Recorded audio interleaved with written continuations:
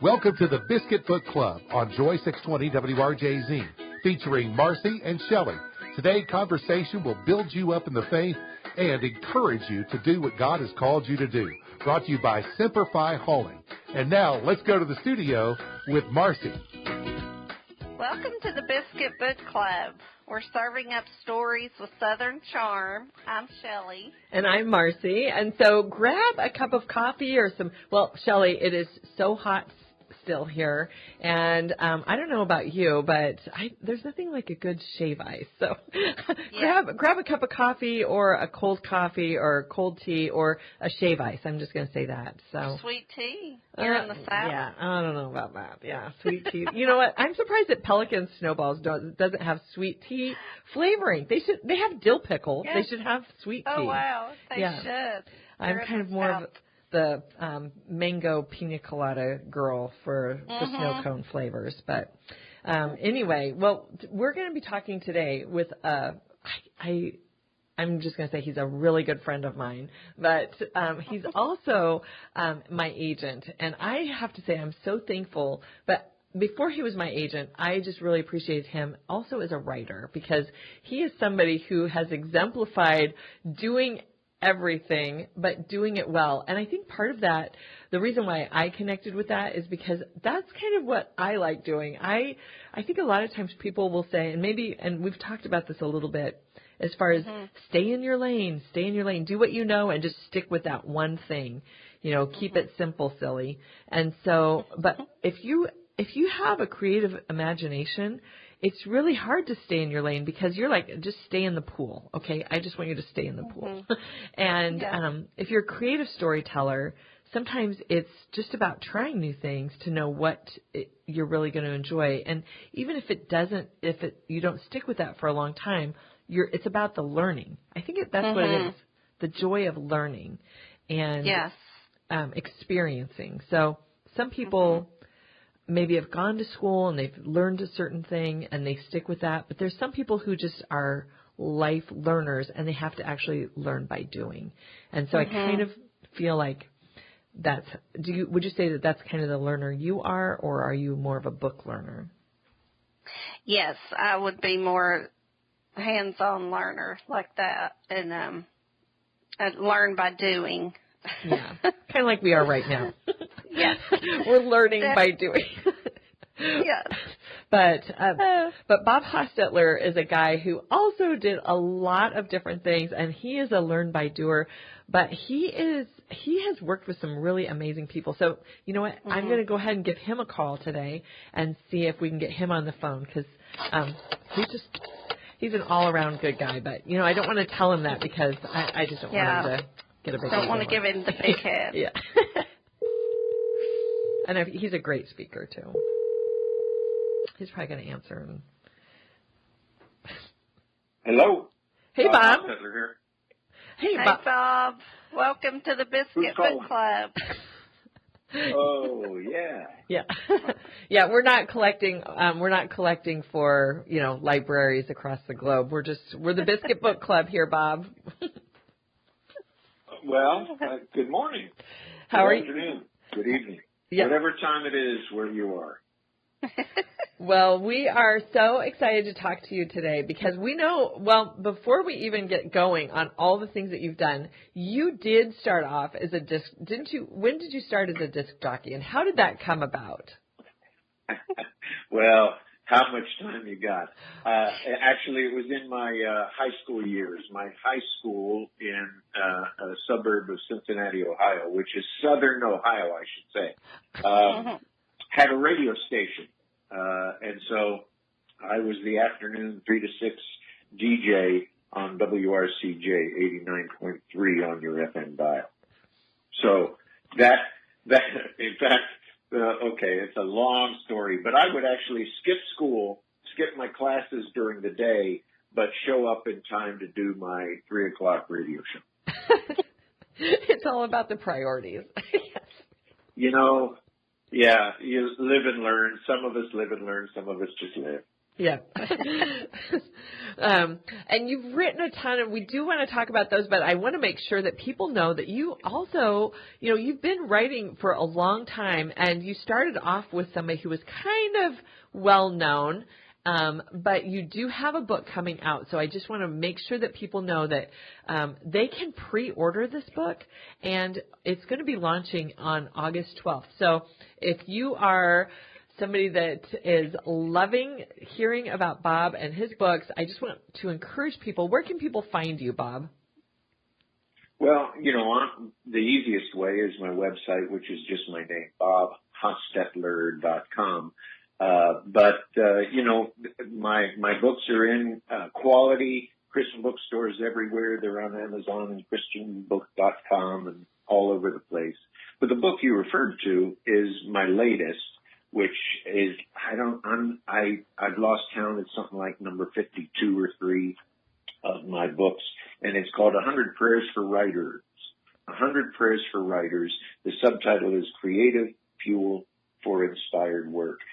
And it comes out of my own way of writing because, I've learned over the years that prayer fuels the creative process. And so, obviously you would think as a Christian writer that prayer would be absolutely intrinsic to the process, but it's a lot of us neglect it. It's easy to just get started on a piece of writing and forget that the Holy Spirit needs to be involved and needs to inspire the process. So I've learned that prayer needs to be first and foremost in my creative process. And whatever the creative process is, whether it's making woodworking or anything, writing, acting, singing, etc., it's my belief that prayer will fuel the creative process like nothing else.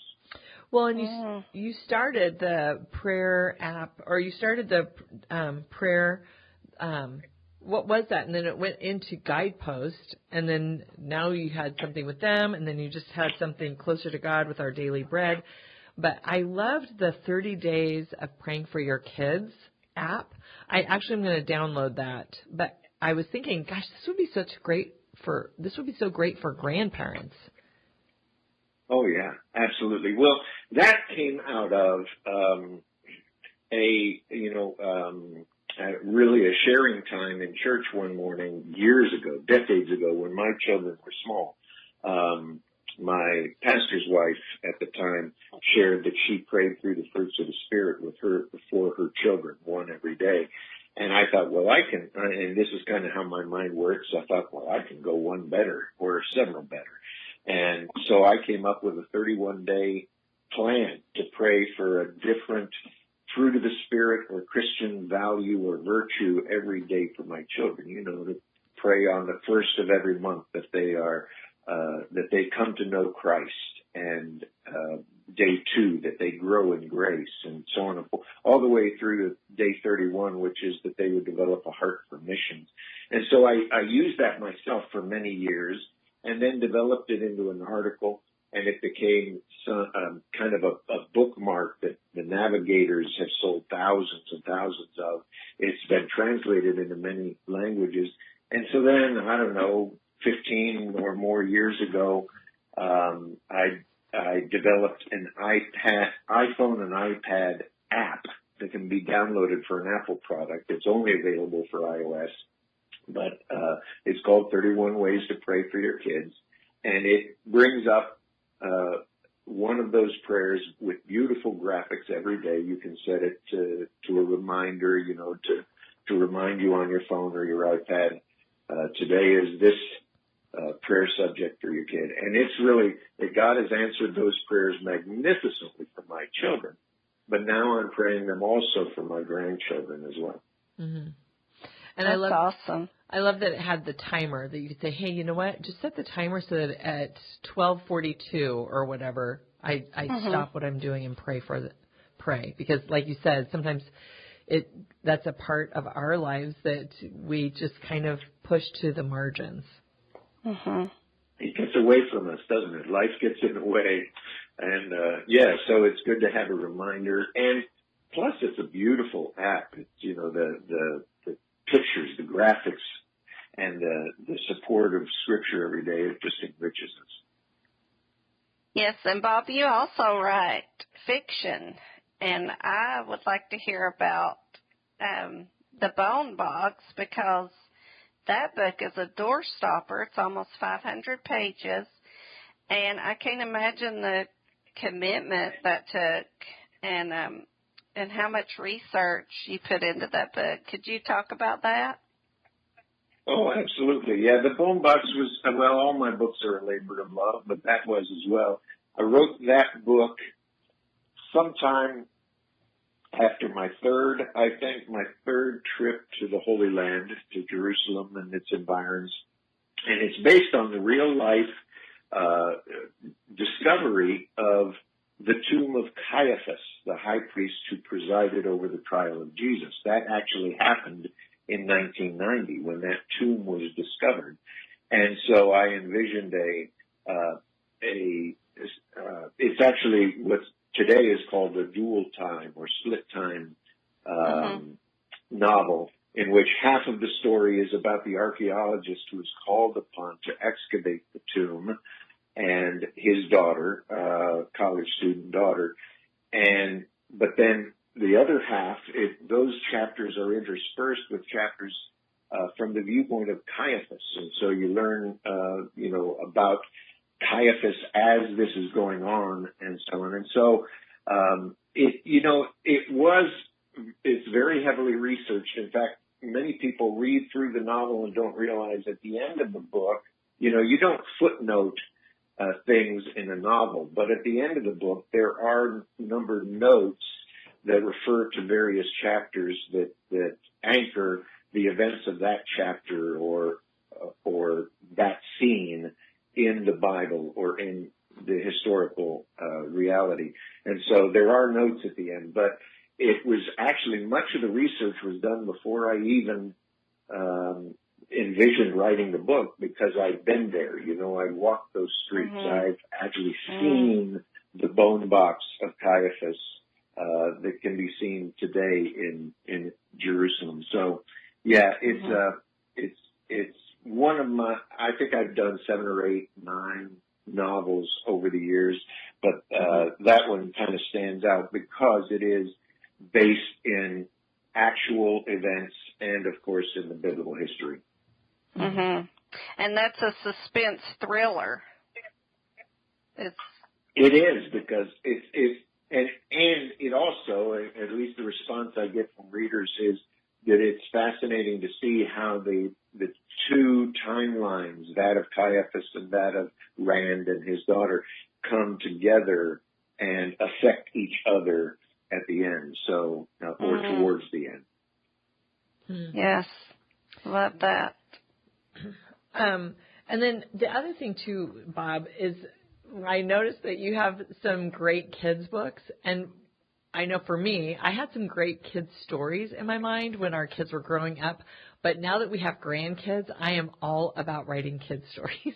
So the latest kids stories, do you think that has also sharpened your writing for kids? Because I noticed that you have some recent kids books that have been, I was actually going to get one, but they were already sold out at the Vision Christian Writers Conference where you were speaking last year. Is that something you think your grandkids have also inspired you to write? Oh, absolutely. I've always wanted to write children's books. I tried over the years to pitch this idea or that idea, but it never came to fruition until I came upon an idea that became the book Don't Close Your Eyes, a bedtime book. It's not scary. It sounds scary, I know, but it's not scary.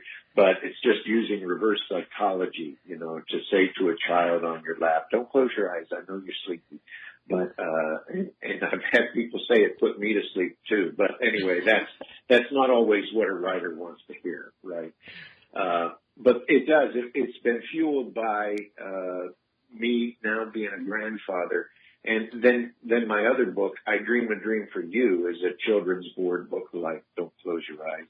And it came about because I wanted to put into words my dreams, my hopes and aspirations for these kids. I have 5 grandchildren, and I wanted to turn them into prayers too, because not every parent or grandparent or uncle or aunt knows how to turn dreams for a child into prayers for that child. And so that's part of what I Dream a Dream for You does.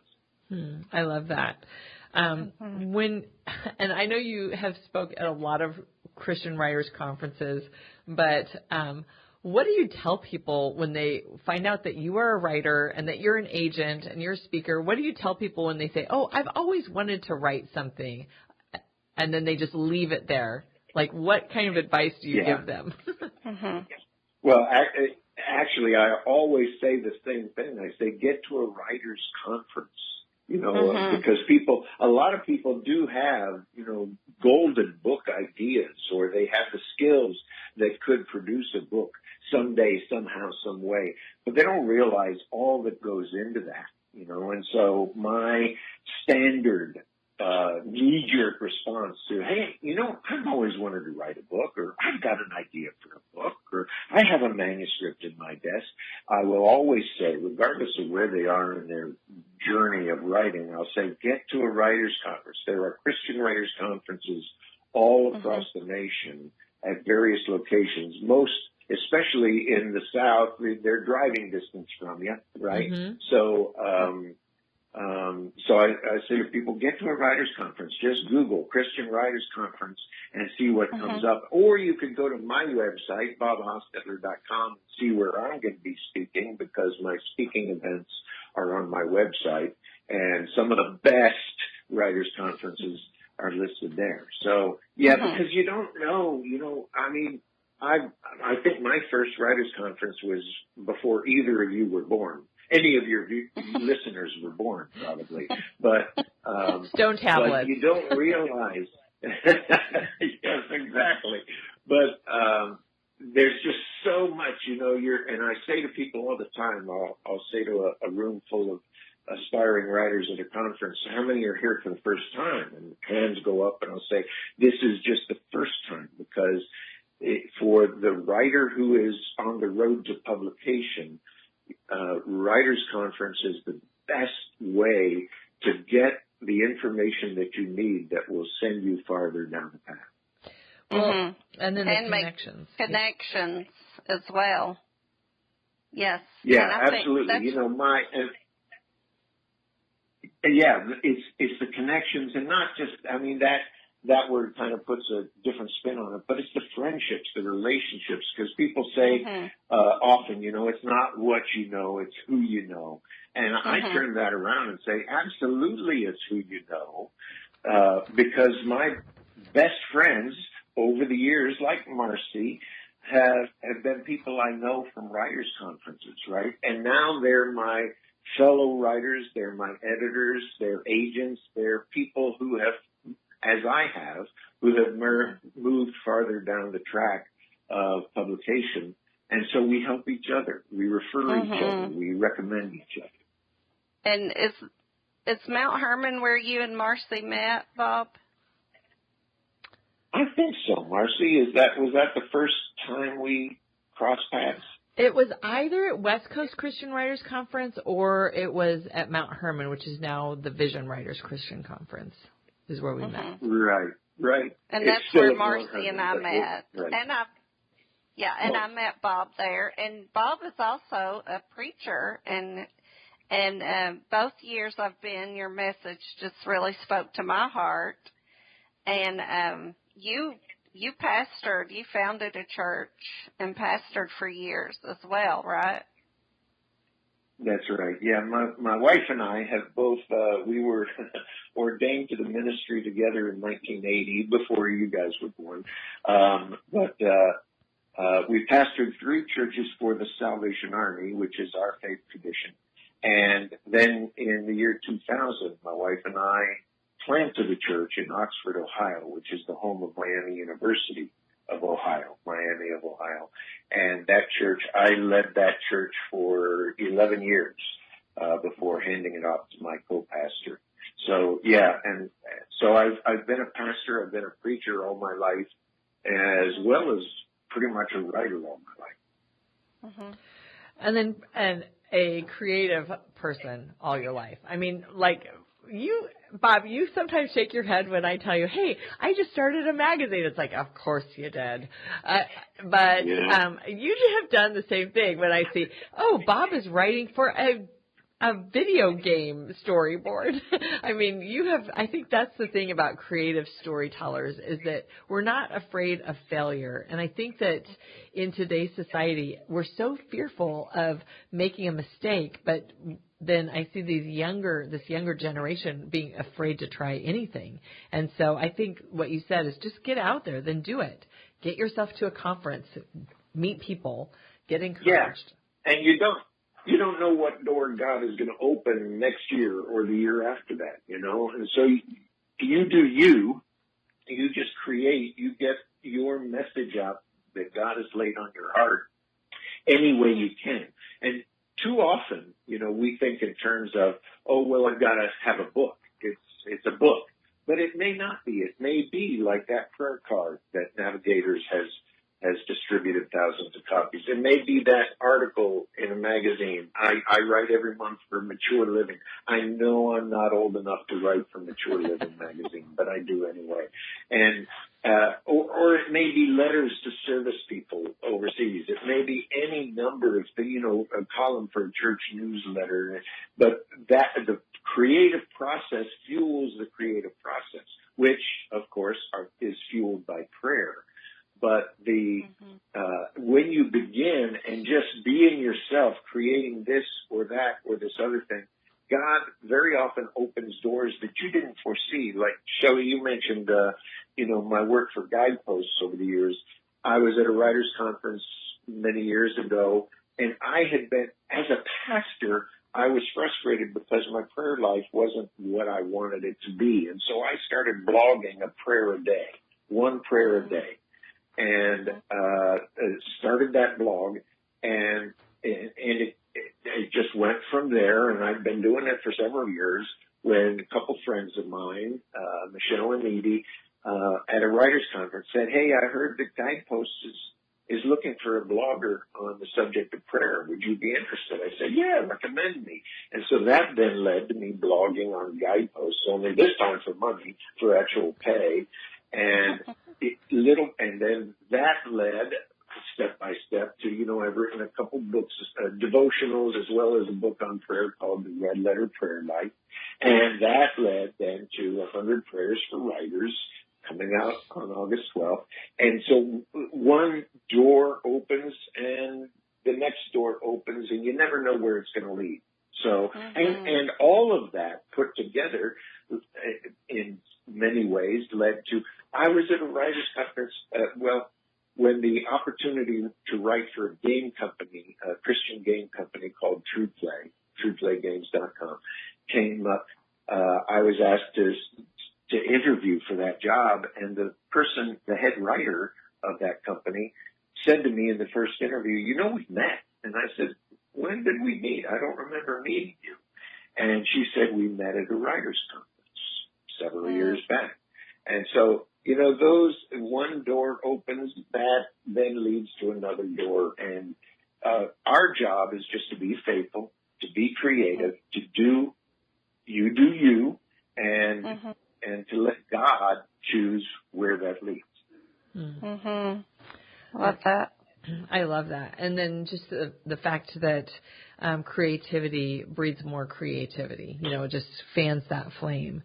And just to stay creative, because I think sometimes, especially nowadays, people are thinking, well, I have to build such a platform and then I have to do this, versus just be obedient.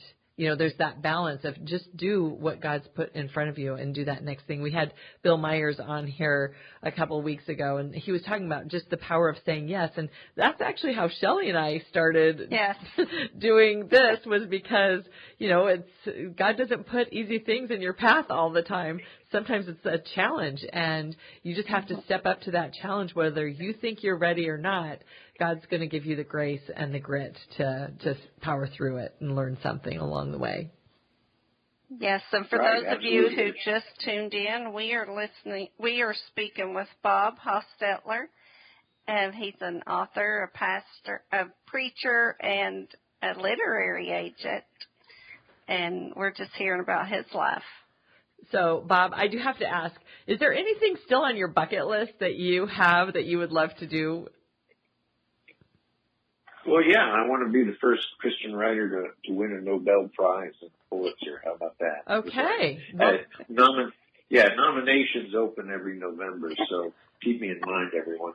okay. Yeah. But but back to what we were saying though, that's part of the process because I don't, I'm 67, and so I'm getting a bit long in the tooth, but I don't expect to ever stop writing and creating as long as my mind and my fingers stay healthy.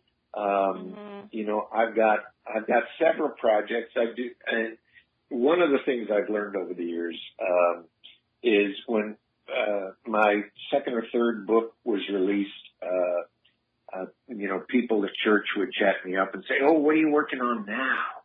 And I would talk about it, and then I'd get back in my chair, my desk chair, and I'd spin my wheels for a while because I had already talked what I should have typed, And so I tend to be a little bit close to the vest when I talk about what projects I have on the front burner or on the back burner, but there are always multiple that I'd like to write. I'm working on something now that I hope will come to pass.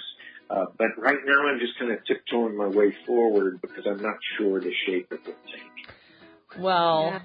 I hope whatever it is comes to pass because I know it's going to be great. I'm still pushing for Canning Across America. So as soon as we get that book deal, I'm ready to go with that, Bob. So, well, we'll work on it. Okay, that sounds like a plan. Well, Shelley, it's time to wrap this up. I can hear the ding of the oven timer. I've got banana muffins that I just took out today, and I think I'm going to go home and have one. But thanks so much for joining us today Thank you, Bob. On the Biscuit Book Club. Thanks, Bob. Appreciate that. It's been a joy. This has been Biscuit Book Club with Shelley and Marcy. We're talking about biscuits, books, and everything in between. Thanks for joining us, and looking forward to next week. Until then, keep reading and keep it cozy, y'all. Bye-bye. Thank you for listening to today's Biscuit Book Club with Marcy and Shelley. Be listening next week at the same time for great encouragement and a challenge for what God has for your life on the Biscuit Book Club on Joy 620 WRJZ.